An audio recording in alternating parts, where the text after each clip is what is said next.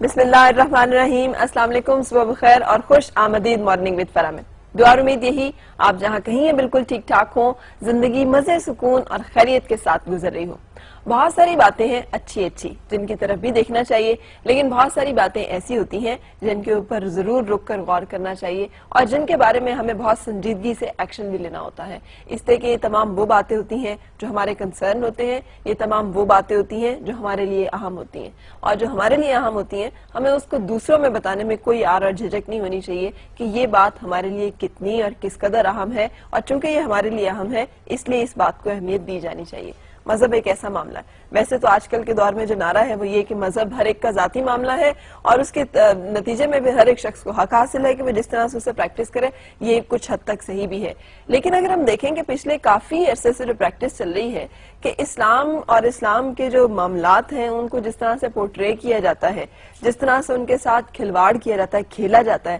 جس طرح سے ان کو مختلف جگہوں پہ توہین کا، تضحیک کا نشانہ بنایا جاتا ہے، اور پھر اس کے بعد اپنی اس روش کو وہ اپنی ایک اعتدال پسندی کو بھی کہہ کے منوا لیتے ہیں اور اس کے ساتھ روشن خیال بھی وہی ثابت ہو جاتے ہیں اور اس کے ساتھ معتدل مزاج بھی وہی ٹھہرتے ہیں. حالانکہ جتنا وائلنس اور جتنا اگریشن اور جتنی تضحیک اور توہین اسلام کی غیر مسلموں کے ہاتھوں ہوئی ہے، مسلمانوں کے ہاتھوں کسی غیر مسلم کی یا کسی بھی اور مذہب کی اس طرح کی تضحیک یا توہین نہیں دیکھنے اور سننے میں آئی. آج میں آپ کو اس کی کچھ پریکٹیکل مثالیں دکھاؤں گی اور میں چاہوں گی کہ آپ انہیں محفوظ رکھیں اپنے پاس، اور جب آپ بھی جائیں مارکیٹ میں تو ان چیزوں کے اوپر بہت دھیان دیں اور ان کو بہت توجہ سے دیکھیں. میرے سامنے اس وقت یہ ایک رگ ہے، اور یہ رگ جو ہے یہ واش روم میں جو ہم ٹوائلٹس میں اپنے یوز کرتے ہیں، میٹس، یہ ان کے لیے استعمال ہوتی ہے. اس کے اوپر دیکھنے میں بظاہر ایک ایبسٹریکٹ ڈیزائن نظر آ رہا ہوگا آپ کا، لیکن اگر آپ اس ڈیزائن کو کلوز میں جا کے دیکھیں تو کوئی بھی شخص جو عربی سے ذرا سی دلچسپی رکھتا ہے وہ سمجھ سکتا ہے کہ یہ جو لفظ ہے یہ اس وقت اللہ لکھا ہوا ہے. جس طرح یہ بھی کیمرہ کلوز کر رہا ہے آپ کو شاید اس کے ساری جو لفظ ہیں، ساری جو اس کے حرف ہیں وہ سمجھ میں آ رہے ہوں. میں اس کو اٹھا کر بھی آپ کو دکھا دیتی ہوں. اس کو اس طرح سے دیکھ پانا کیمرے کی آنکھ سے ممکن ہے یا نہیں مجھے نہیں معلوم. آپ دیکھ پا رہے ہیں اس طرح جیسے میں دیکھ رہی ہوں یا نہیں؟ یہ دیکھیں کلیئر آپ کے سامنے اللہ لکھا ہوا ہے، اور یہ ایک واش روم میں بچھایا جانے والا میٹ ہے. اگر آپ اسے لانگ میں بھی دکھائیں جس پر لگتا یہ ہے بظاہر کہ یہ ایک ایبسٹریکٹ اس کے اوپر ڈیزائن بنا ہوا ہے، اور یہ یقینی طور پر اتفاقاً یا حادثاتاً تو ہو نہیں سکتا. یہ ایک باقاعدہ پلانڈ ایفرٹ ہے جس کے نتیجے میں اس طرح کی توہین کرائی جاتی ہے. مارکیٹ میں اویلیبل ہے، اسی طرح سے کسی نے دیکھ کر خریدا ہے ایک نظر دیکھنے میں کہ بڑا ہی اچھا ڈیزائن اور بڑا ہی مزیدار سا لگ رہا ہے، اور جب اس کے اوپر ذرا سا غور کیا گیا تو پتا چلا کہ یہ لفظ اللہ ہے جو ہمارے پاؤں میں اور واش روم میں بچھایا جا رہا ہے. یہ صورتحال ہے ان تمام ایفرٹس کی اور ان تمام کاوشوں کی جو ان لوگوں اور ان مذاہب کی طرف سے آتی ہیں جنہیں ہم کہتے ہیں بڑے معتدل مزاج ہیں، اور اگر کوئی تشدد پسند ہے تو وہ صرف مسلمان ہے. یہ ایک کپڑا ہے،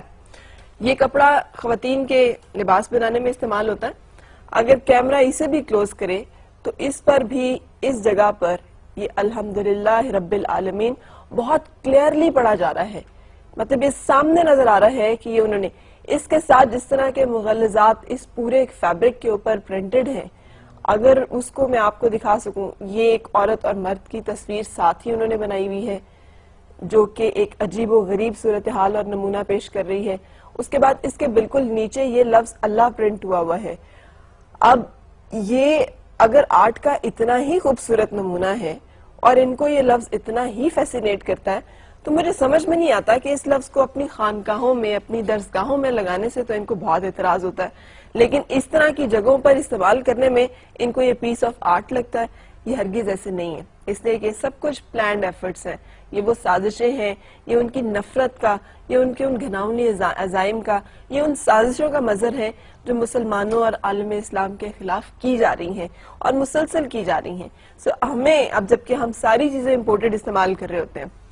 مارکیٹ میں جائیں تو یہ فیبرک بہت سستا سا مل رہا ہوگا. اب پتہ نہیں اویلیبل ہے یا نہیں ہے، لیکن مجھے یہ مل پایا. اور اس طرح کی اور بہت ساری جگہیں، اور بہت سارا جگہوں پہ ایسا ہو رہا ہوگا جو میرے پاس ابھی نہیں ہے. لیکن آپ جب بھی جائیں پلیز کائنڈلی، جب ہم باہر کی چیزیں خریدتے ہیں تو اس میں ان چیزوں کے اوپر ضرور غور کریں کہ ان کے انگریڈینٹس کیا ہیں. ہم جو لپسٹکس استعمال کر رہے ہیں اس میں سور کی چربی استعمال کی جا رہی ہے. ہم جو یہ فیبرک استعمال کر رہے ہیں اس کے اوپر پرنٹ کے اوپر اور ایبسٹریکٹ فارم کے اوپر کیا چیزیں ہیں جو کہ پرنٹ کر کے بھیجی گئی ہیں. جو بھی اس طرح کی چیزیں ہم خرید رہے ہیں وہ کیا ہیں، کیونکہ یہ سب سازشیں جو ہیں یہ یقینی طور پر پوائنٹ آؤٹ کرتی ہیں ایک اور بڑی سازش کی طرف، اور وہ ہے مسلمانوں میں نا اتفاقی اور ایک ایسی نفرت کی فضا پیدا کی جائے جہاں پر ہمیں ہی ہٹ کیا جا رہا ہے دہشت گرد کہہ کے، حالانکہ ہم ہی سب سے زیادہ مظلوم ہیں اس وقت پوری دنیا میں. اینی وے یہ ایک اور صورتحال اس وقت میرے پاس ایک بلڈنگ کی صورت میں ہے جسے مینہٹن میں تعمیر کیا گیا ہے اور اس کو ایپل مکہ کا نام دیا گیا ہے. اور ذرا امیجن کریں کہ یہ ایک بلڈنگ ہے، شراب خانے کی عمارت بنانے کے لیے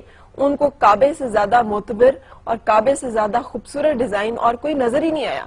کوئی اور ڈیزائن ان کی نگاہوں میں جچا ہی نہیں کہ وہ اس کو شراب خانہ بنا سکیں. سو یہ ایک بلڈنگ جو تعمیر کی گئی ہے جہاں 24 گھنٹے شراب فروخت کی جا رہی ہے، کی جائے گی، اور جو کہبہ خانہ ہوگا یہ اس بالکل ایگزیکٹلی اس پیٹرن پر ہے جو کہ مسلمانوں کی مقدس ترین اور محترم ترین اور مکرم ترین عمارت ہے جسے ہم کعبہ کے نام سے جانتے ہیں، جسے ہم اللہ کا گھر جانتے ہیں. سو یہ تو ہیں وہ لوگ